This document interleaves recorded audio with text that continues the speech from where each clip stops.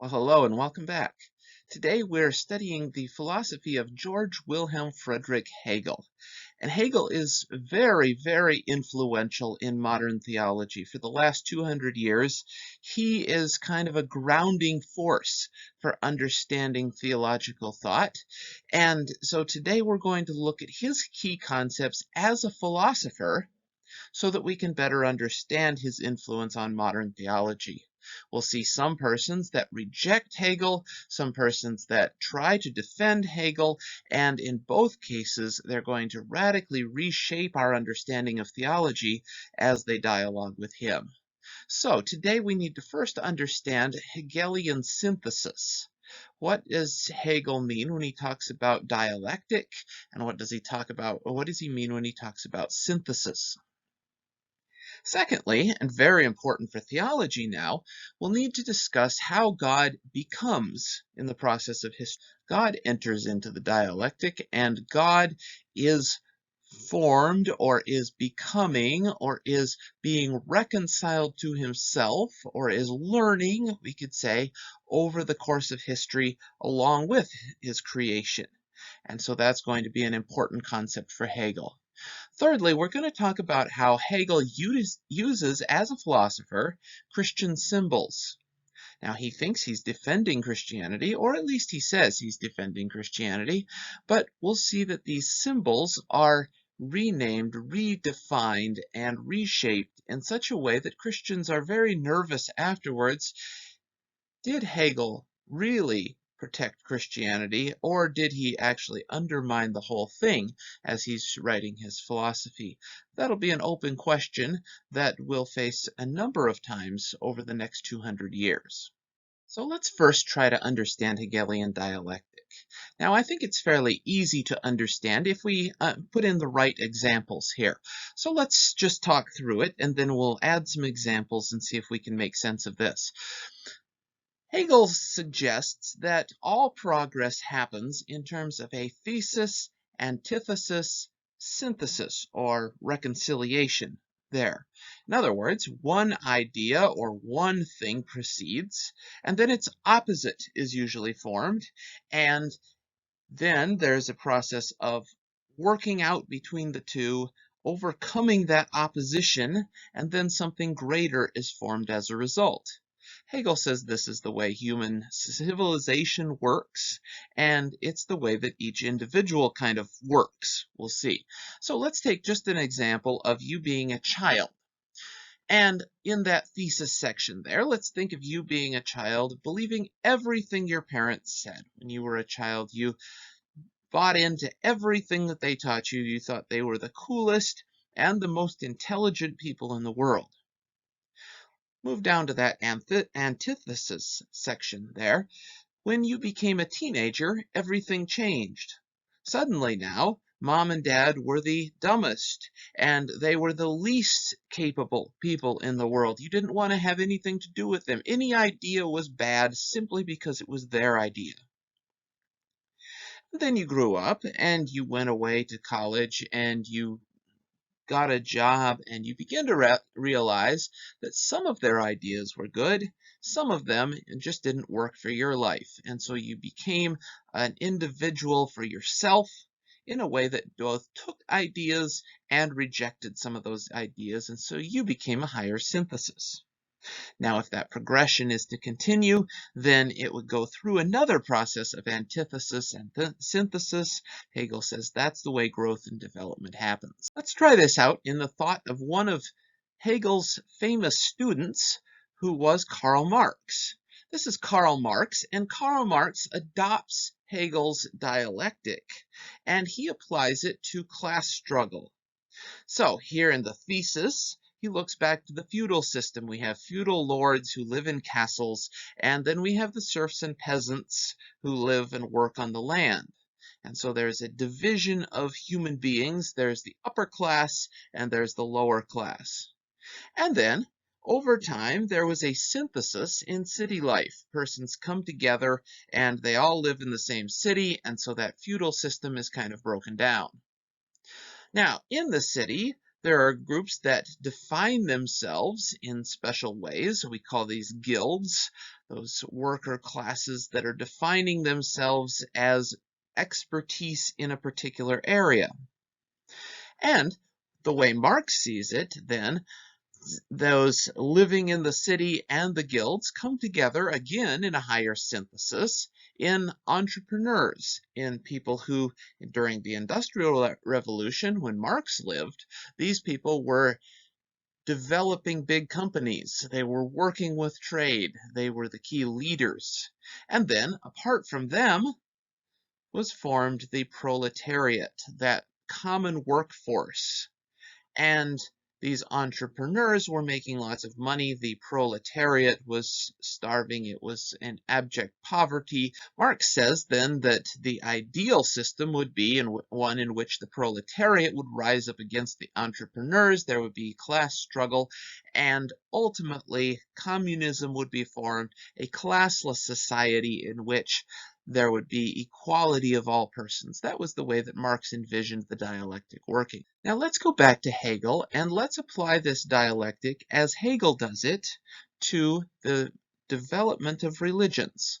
Now I'm going to be quite loose with this, and I'm not going to be quite as sophisticated as Hegel is, because I simply want to provide an overview that gets us to Christianity and allows us to see how Hegel is utilizing Christian symbols. So let's just imagine world religions working in this kind of a dialectic. First of all, we have paganism, which is that original thesis, maybe we could call it, paganism with many gods. And then out of that emerges the antithesis, that is a monotheistic religion, Judaism, which emphasizes one God. Well then, in some way, we could say maybe that Christianity is a synthesis of that. We have one God, but that God is three persons. Okay, I'm using this loosely, and now we move on to a different form of it. For Hegel, Christianity itself has an antithesis. Let me draw that here. And that antithesis is still Judaism.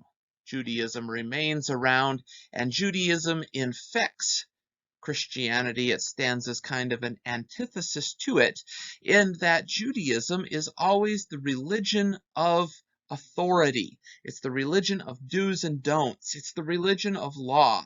At least that's the way Hegel sees it, and he sees that as a problem. It stands over against what Christianity was supposed to be, and it's the antithesis to it. Now, out of that, what Hegel sees happening is ultimately Catholicism is formed as, we could say, maybe a synthesis to Judaism and Christianity. So it's a religion of authority, it's a religion of rules. It was not exactly what Christianity was supposed to be, Hegel thinks. It's a Christianity kind of infected with Judaism. Over and against that, we could pose as the opposite to Catholicism, the idea of Protestantism. And so for Hegel, Luther was a revolutionary. He brought something new into the world. He formed another kind of Christian faith as opposed to or standing opposite of Catholicism. Protestantism here is the ultimate religion because it does what Christianity should have been doing, or it perfects the idea of Christianity. It respects the autonomy of human individuals. It emphasizes human choice, individual salvation, that kind of thing. And it provides religious grounds for a secular form of existence. So Hegel is pretty enamored by the modern world, and he thinks that Protestantism has led to this Enlightenment idea. Another way of showing it would be to put Protestantism and Catholicism as thesis and antithesis, because what I ultimately want to show is that Hegel is not satisfied in letting Protestant Christianity be the ultimate form here. In fact, he thinks that his philosophy is the ultimate form of religion. Because what he's doing is he's taking Christian symbols and he's putting them into pure idea concepts. So now things become rational, now things become more clear. Religion, with all of its practices, with all of its rites, with all of its mystery, now is made more clear in Hegel's philosophy. And to do that, then, he's going to have to redefine Christian symbols. So at this point, we're going to apply that Hegelian dialectic to the Christian symbols, and we're going to see how Hegel redefines Christian symbols in order to work out his own philosophy, and it's a philosophy of dialectic development, a dialectic advancement, where he sees all of creation and all of human beings particularly advancing and becoming one with God. God here is the thesis. And God then must come to self-realization. God is necessarily must create because God is incomplete in himself.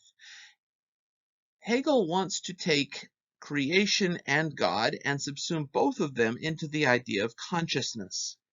That is, we could equate here God with consciousness. But if God is consciousness, then God doesn't ultimately know himself until he has an other by which to know himself. It's true for all of us, of course. We know ourselves better when we oppose ourselves to someone else. We can see differences between ourselves and that person. And same thing here, Hegel says with God. God must create in order that God has an other, and therefore creation is God's other. That's his understanding here. God must create an other in order to come to know himself better. Now, Hegel is going to call creation evil. And Hegel is not making a moral point here. What he's saying is that creation is the opposite of God.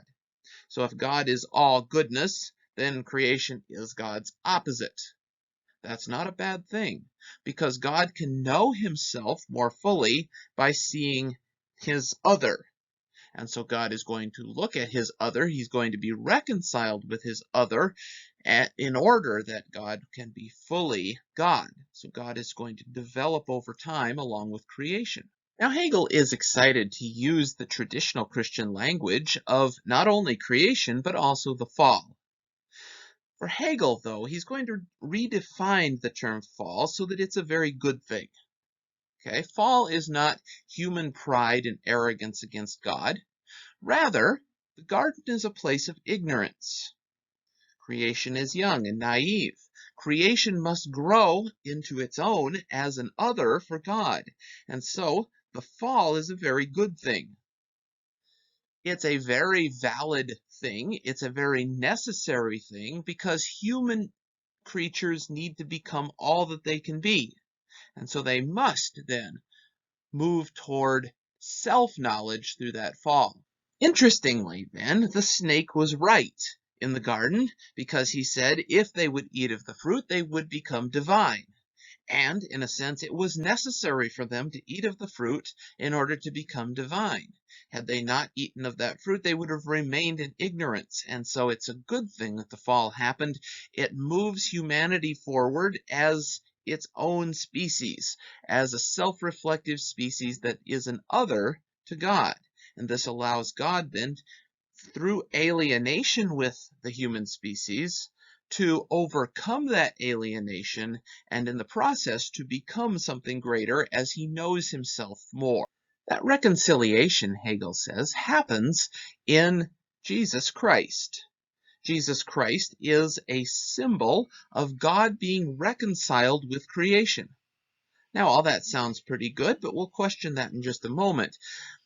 The idea is that God is reconciled to his creation by becoming his creation. So the incarnation is the answer of God to the alienation of his creation. Atonement, then, is God's suffering on behalf of creation. So God had to suffer on behalf of creation in order to overcome the alienation, in order to be united with creation. And that happens in Jesus Christ. Now let's pause here for a moment. Some theologians afterwards began asking So is it necessary that Jesus Christ was both God and a human being? In other words, did the incarnation have to happen in a particular individual, or is the symbol of incarnation good enough? That is, that God overcomes alienation and becomes one with human consciousness. Is it necessary that that happened in one person, or could that be a general idea of God being united with humanity? Keep that point in mind, because that's going to be a big disagreement as we move forward past the time of Hegel. Now, Hegel is not finished yet here. He sees more to come, because at the time that Jesus Christ came and God was reconciled to humanity, full reconciliation hadn't taken place yet. In fact, it still hasn't taken place. It's in the process of taking place, Hegel wants to say. And so, the age of the church is the age of the incarnation and God's people becoming one with each other. The overcoming of alienation continuing, and for Hegel that happens in the modern society, it happens in the modern state, and quite frankly, it's going to happen best in Hegel's philosophy. Hegel will gladly use Trinitarian language. He likes it. It works very well with his thesis, antithesis, synthesis kind of schema. But yet what Hegel understands by God the Father, God the Son, and God the Holy Spirit is not exactly what Christians up to this time have held. So the Father is kind of an age, or is a kingdom, or a realm. It's God who he was before the time of creation. Notice then that God before creation could hardly be called God, because he needed creation in order to come to self-realization.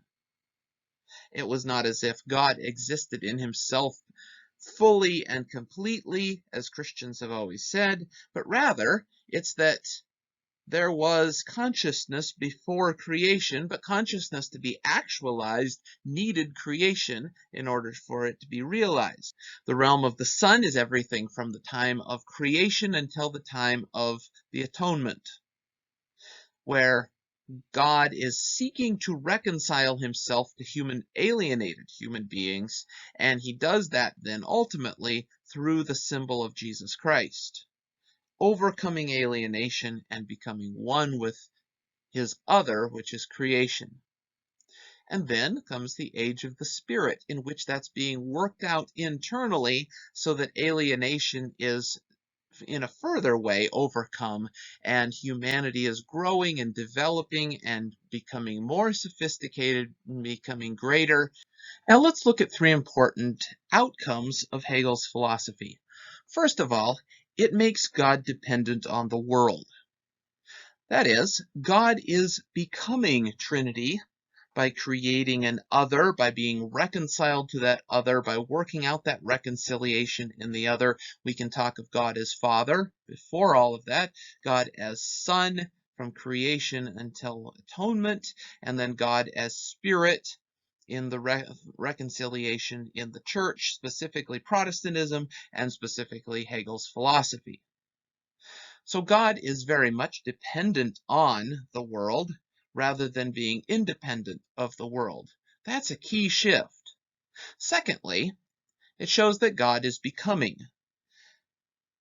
Only at the end of this process, maybe only in the age of the Spirit, could we really say that God is a person. Because to really be a self-critical person, one must know their other. We all define ourselves based on our differences from others.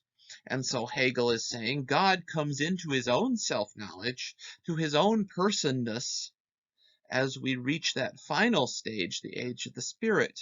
Now there's a third implication here, and that is that ultimately religion must give way to philosophy. That is, religion cannot validate itself or cannot explain itself on its own terms. It needs philosophy to do that for it. What Christianity needs to do is submit its symbols over to his philosophy so that he can define them, he can clarify them, he can show their real meaning. Now, Hegel thinks that he's giving a real gift to Christianity. He's going to define those symbols clearly in the way that rational thought can get a hold of them. And as they're clarified, made logical, put into pure intellectual concepts, then Christianity will be even stronger because it will be a well-defended system that it wasn't able to be before. Hegel thinks he's going to make this a much more sophisticated and defendable kind of a thing. Now, at this point, we can ask, does Hegel defend Christianity? Does he save it from itself and make it more clear and reasonable? Or does he destroy it? And here there's a mixture of responses around his own time. There are some persons, we call them right-wing Hegelians, who tried very hard to defend Hegel.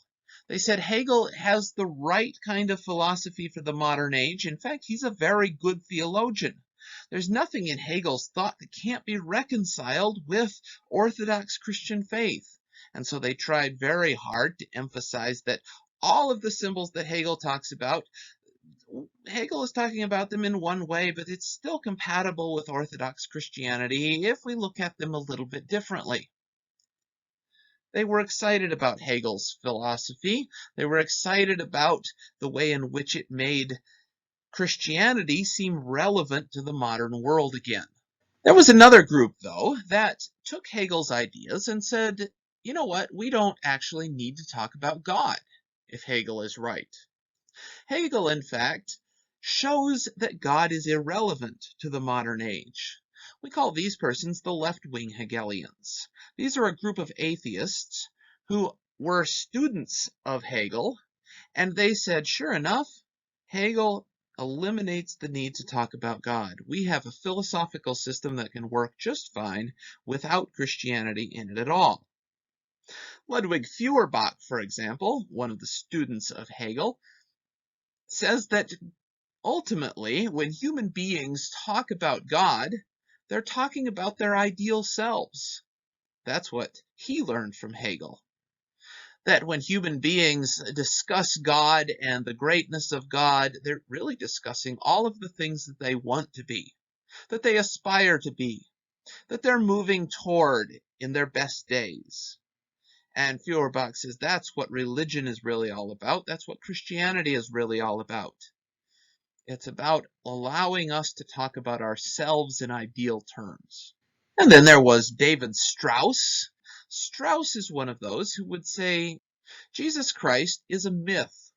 It doesn't matter that Jesus Christ was human and divine. Jesus Christ is a symbol that stands for something greater. He stands for the union of divine and human.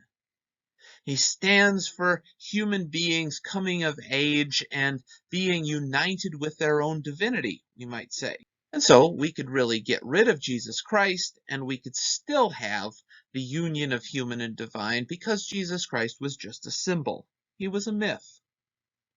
And then, we've already talked about him a bit, perhaps the most radical of them all is Karl Marx, who took Hegel's system and he applied it to class struggles, economic disputes, and he said that's really where this all fits in. Religion is the opiate of the people. It allows people to go on feeling good about themselves and never actually embracing their own humanity. And so for Marx, we can just get rid of God and Christianity altogether. We can see human society progressing in the way that Hegel was talking about, but through a lot more class struggle than Hegel's idealized system would allow. And we can get rid of religion altogether. Those are the left-wing Hegelians. Now, there was another group as well, and those were people who just frankly and immediately rejected Hegel. The most famous of these was Kierkegaard. Kierkegaard's argument was, well, if this is automatically happening, if God is being reconciled to his other throughout the course of history automatically, then what need is there for faith? There's other objections by those who rejected Hegelianism. Some would say that, well, according to Hegel, we're already participating in union with the divine. It's the church age. It's our modern state. It's the nation state concept. That is union with the divine. So if Hegel's right, then why do we even need to talk about heaven, hell, mortality, or anything like that? And then there were many who were worried that Hegel quite simply had taken the Christian symbols and had made them something that was completely incompatible with Christianity.